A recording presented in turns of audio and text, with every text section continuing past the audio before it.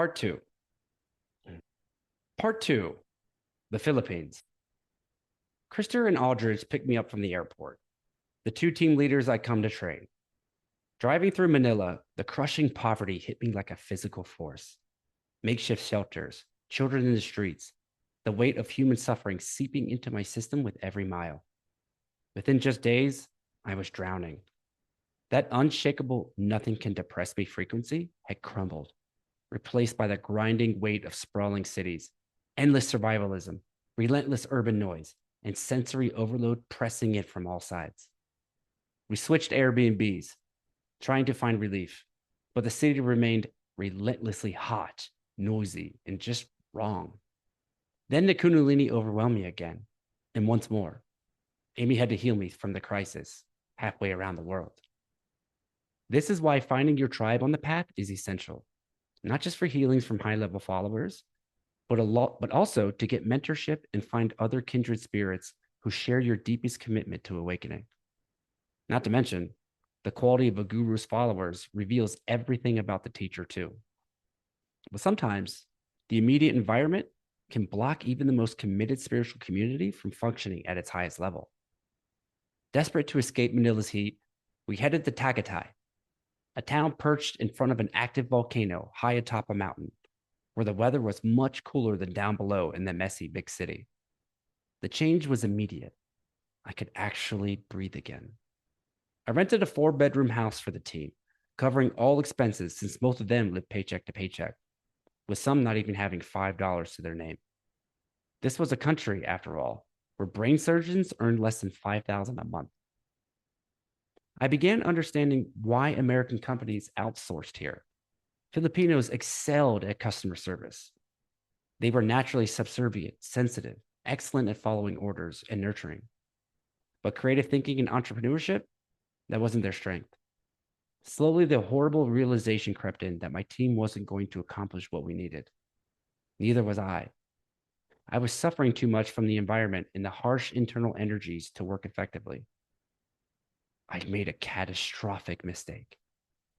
Confused and in unbearable pain, I didn't know what to do. But the divine was there for me, guiding me, just as the Ringa had said it would. I noticed something about Tagaytay itself.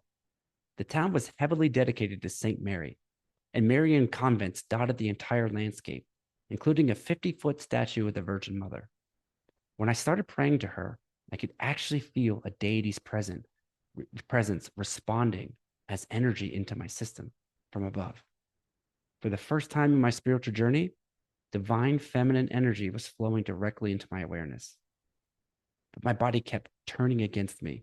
Every meal, no matter where we ordered from, left me sick until I collapsed into the emergency room, hollowed, parched, and emptied out.